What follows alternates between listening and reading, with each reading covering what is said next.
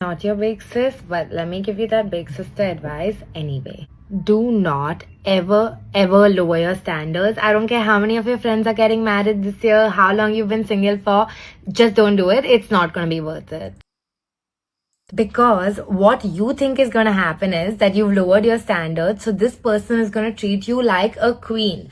What do you mean by don't lower your standards? What are the standards? What are these based on? दूसरों की शादी हो रही है तुम्हारे फ्रेंड्स की, जिसकी वजह से होगा शायद तुम सोचोगे अरे यार मुझे भी शादी कर लेनी चाहिए, तो किसी से भी शादी मत करो. I understand. उसको हम ये कह रहे हैं कि don't lower your standard. We are not using words like find the person जिसका इमोशनल इंटेलिजेंस हाई है, फाइंड द पर्सन जिसके साथ तुम बात कर पाओ, कम्युनिकेट कर पाओ, प्रॉब्लम सॉल्व कर पाओ. I don't know if it means just don't lower your standards. It's only about money and looks. I don't know if you are saying hey standards के हिसाब से भैया दिखने में कैसा है, पैसा कितना है. But what actually is going to happen is you're going to be treated like shit by someone who's below your league. And not only that, you're also... Isn't that also, again, below your league? What does that mean? Are we just talking about looks right now? यहाँ पे intelligence की बात हो रही है, क्योंकि ये जो out of the league term है, मुझे जहां तक पता है एक्सक्लूसिवली लुक्स ओरिएंटेड है वो. बट क्या हम शादी की एडवाइस दे रहे हैं लोगों को कि किसी नॉर्मल दिखने वाले से शादी मत करो? Is that what we are saying? किसी भोले भाले मिडिल क्लास टाइप लड़के से शादी मत करो? Is that what we are saying? also going to have to deal with the ego boost of this person thinking that they're in your league because they bagged you. And Okay, so they bagged you. So यानी कि तुम let's say okay, so it is about looks. So ये यहाँ पे advice दे रही है शादी की, या दे रही हैं, I don't know her age. Advice centrally focus कर रही है कि अपने से नीचे लुक्स में लड़के को डेट मत करो, क्योंकि उसको ईगो बूस्ट मिल जाएगा, क्योंकि उसको लगेगा इतनी सुंदर लड़की अगर मेरे से शादी कर रही है, अगर हम रिलेशनशिप की बात नहीं कर रहे, then he will be like aha अब मैं कुछ हूं, तो फिर he will start treating you like crap. Why? I think it depends person to person. realistically, if you want to find like someone you want to be with for life, 50 years, maybe with our lifestyle, 30 years, is it worth it? 30 years with someone you're like, I don't even know if I like this person. It's just not going to happen. So don't do it. Literally, just save yourself one heartbreak. It's great for you. It's great for your friends that are going to have to hear you complain about this when they were like, why are you doing this anyway? Just don't do it. I don't know. This is to me sounds like a mountain of very stupid advice, not even terrible advice. अगर हम शादी की बात कर रहे हैं, शादी की जो सीरियसनेस है वो यहाँ पे है. शादी is huge huge huge thing है. तुम शादी में इंसान से कह रहे हो कि अरे जैसे हम डेटिंग करते थे ना, वैसे अपने से नीचे किसी को डेट मत करना, किसी कूल के पीछे जाओ, किसी I don't know what are you suggesting, because you did not mention at all. I think the most important thing is emotion regulation, high empathy, problem solving, conflict resolution.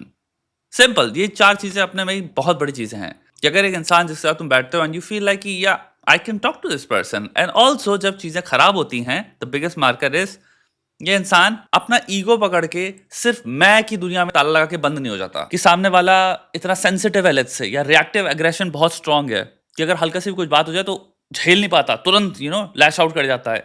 ये छोटी छोटी चीजें जो कि लड़का लड़की दोनों में ही एक दूसरे में देखना चाहिए, जिसको कहते हैं emotion regulation, self control. I mean ये ज्यादा इंपॉर्टेंट चीजें है ना. और उसके बाद of course I mean she did not even talk about success या अचीवमेंट क्या है सामने वाले का, कि अपने बराबर वाले से करो. आई don't no, I don't think she is talking about that. I think she just primarily talking about looks.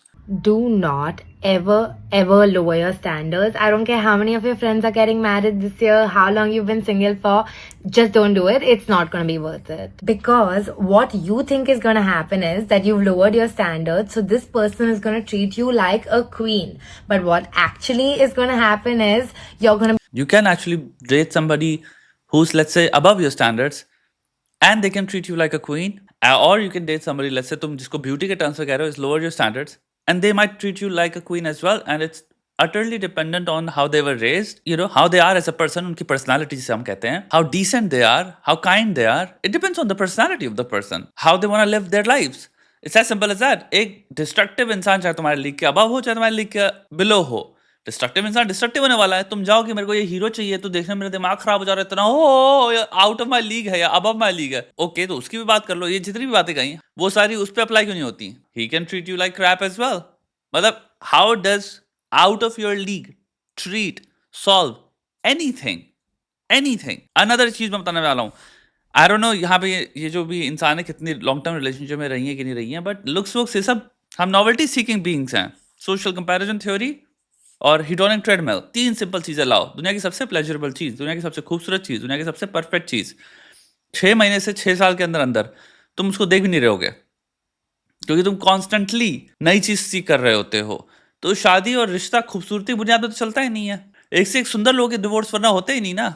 एक दूसरे के लिए पागल ही रहते हैं, जैसे वो पहली बार जब मिले थे पागल थे। एक से एक खतरनाक सुंदर लोग की लाइफ में चीटिंग नहीं होती। चीटिंग क्यों कर रहा होगा? दोनों एक दूसरे को इतने सुंदर है, दूसरे बाहर से ना देखे कह रहा है कितने सुंदर है, अरे ये उसको छोड़ के इसके पास क्यों जा रहा है? और अगर हम सुंदरता के बेसिस पे सेलेक्ट कर रहे हैं, पर्सनालिटी के नहीं, इंसान के नहीं, तो चांसेस देन कि तुम किसी दो कौड़ी के इंसान के पास जा रहे हो वो भी बहुत हाई है। अगर तुम्हारा the metric to find a person for marriage is मेरा लीग के बराबर या ऊपर होना चाहिए, like you are still 13 years old intelligence में। Be treated like shit by someone who's below your league. Yeah, And but not only what that, if you're you're also treated like shit by somebody who's above your league? What will you do then? I don't understand. I think nobody, the marker, it's as simple as that. It should be, do not allow somebody to treat you like shit, regardless of league का कोई point ही नहीं है उसमें. That is a better advice. going to have to deal with the ego boost of this person thinking that they're in your league. Okay, let's just say you are in a relationship with a person जो दिखने में अच्छा नहीं है. And because of, let's say तुम बहुत अच्छे हो, and because of that they feel better about themselves. Imagine reducing that to something जिसको हम contemptuously देख रहे हैं. A person feels better कि like मेरा partner कितना सुंदर है, and they feel better about themselves. Let's say they feel confident. And हम कह रहे हैं अरे देखो इसको ईगो बूस्ट मिल गया। लाइक क्या ये कितना बिगेटेड व्यू है, बट लुकिज्म के पॉइंट ऑफ व्यू से कि इनके लुक्स अच्छे नहीं है, ये अच्छा कैसे महसूस कर सकते हैं? अरे मे बी इंसान अच्छा है वो, और मे बी तुम इंसान अच्छे नहीं हो।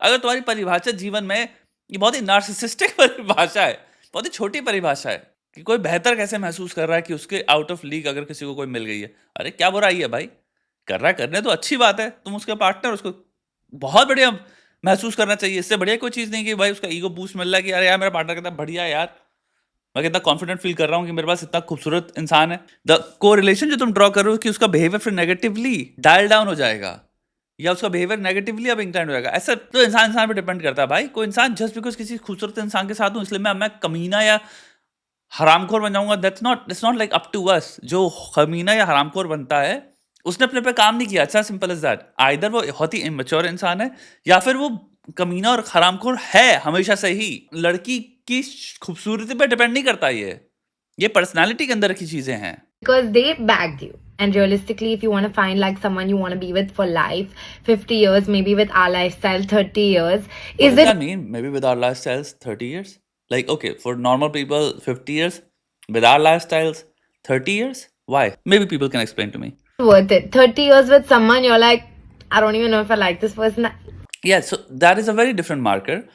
If you don't like someone, just don't be with them, right? Because you know what you will be doing if you don't like somebody and तुम्हारा general attitude उसकी जगह ले है कि I don't like this person, one, you probably will cheat. You're gonna destroy that person's life. लड़की हो चाहे लड़का हो, यहाँ पे एक बात मैं बताने वाला हूँ. Don't be with that person unless you're very very sure I wanna be with this person. Second, I wanna be in a relationship. Third, I define a relationship जहाँ पे कि एक बार मैंने commit कर दिया, I will give my full for the longest and I will make it work for the longest unless worst case scenario जिसे कहते हैं, आई डिस्कवर थिंग्स, कुछ चीजें होती हैं, मेरे साथ चीटिंग हो सकती है, मेरे साथ माइक्रो एग्रेशंस हो सकते हैं, कंप्लीट नेग्लेक्ट है रिलेशनशिप में, जो भी स्टार्टिंग में रिलेशनशिप थी वो कंप्लीटली फ्लिप हो गई है, वो चीजें हटाओ। अगर इवन लड़कों में भी सेम चीजें अप्लाई होती हैं, अनलेस तुम देख रहे हो कि इसमें मैं डिप्रेशन में हूं, that is a very good I think premise जहां पे आप कह सकते हो okay I think these are good grounds की may be this relationship is not good in the long run. But अगर आप रिलेशनशिप में हो, प्लीज से यस ओनली अगर आप रिलेशनशिप में रहना चाहते हो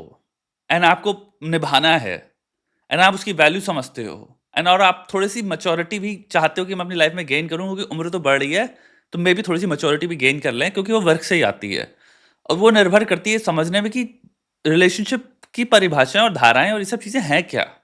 मे बी थोड़ी सी बियॉन्ड है खूबसूरती से, बिकॉज खूबसूरती अभी जितनी भी लड़कियां कूद रही हैं, तुम 35 में या 30 में बहुत तेज खोना स्टार्ट कर दोगे जो तुम 25 में थे। वेरी वेरी ऑनेस्ट, जो अपने अराउंड 40 साल की जितनी भी आंटियां हैं या लेडीज हैं या फिर दीदी हैं या फिर औरतें हैं, देख लो उनको और उनके एक 20 साल की फोटो देखना, जमीन आसमान का डिफरेंस है। इसको एजिंग कहते हैं। जो तुझको आज तुम ये प्रेजेंट बायस या प्रेजेंट ओरिएंटेड बेसिस पे बैठ के पकड़ के बैठे हुए हो, जिसके बुनियाद पे तुम शायद तुम्हें लग रहा है कि जिंदगी हमेशा ऐसी रहेगी, मैं जो अपने आप को सोचती हूँ। एंड सेम लड़के के साथ भी है भाई, कोई भी लड़का चाहे कितनी वर्कआउट कर ले चाहे कुछ भी कर ले, श्योर तुम बहुत रहोगे यार दिखने में बढ़िया, बट तुम जब 20 साल के थे वो तो तुम्हारे पास कभी नहीं रहेगा ना। खूबसूरती तो एक ऐसी एंटिटी है जो जाती है, उसका नेचर ही है कि भाई वो जाएगी, एज यू ग्रो ओल्डर जाती चली जाएगी, जाती चली जाएगी, जाती चली जाएगी। रिंकल्स थोड़ी रोक लोगे, उसको रोकने के लिए फिर बोटॉक्स ठोक लोगे मुंह पे, बोटॉक्स से साफ साफ दिख रहा होगा, बोटॉक्स ठोक रखे वो शक्ल ही अलग दिखती है। फिर क्या करोगे? लाइन्स आने लग जाएंगी जब फाइन लाइन्स, तब क्या करोगे? फिर और बोटॉक्स ठोके यहाँ पे भी, अब यहाँ पे डर्मा फिलर्स ठोके, ये ठोके वो ठोके, हम फिर बैठ के दवाइयाँ खा रहे हैं वेट लॉस की। फिर वही जिंदगी है, वो भी फिर एक ऐसी जिंदगी जिसमें कि भाई लड़ रहे हैं एक नेचुरल प्रोग्रेशन से।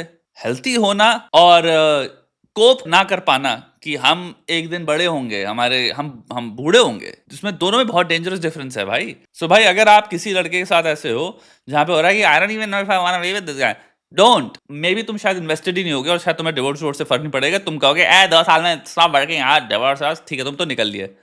हो सकता है वो तो इन्वेस्ट करके बैठ गया, हो सकता है उसकी परिभाषा निभाने की थी, हो सकता है वो कैजुअली मस्ती में ये सब चीजें कर रहा इतनी, और उसके रिलेशनशिप के डायनामिक्स और मैट्रिक्स अभी शक्ल के काफी बियॉन्ड हो चुके हैं। वो आत्मा के रूप से देख रहा है चीजों को, वो बंधनों को थोड़ी सीरियसनेस से देख रहा है, यू नो।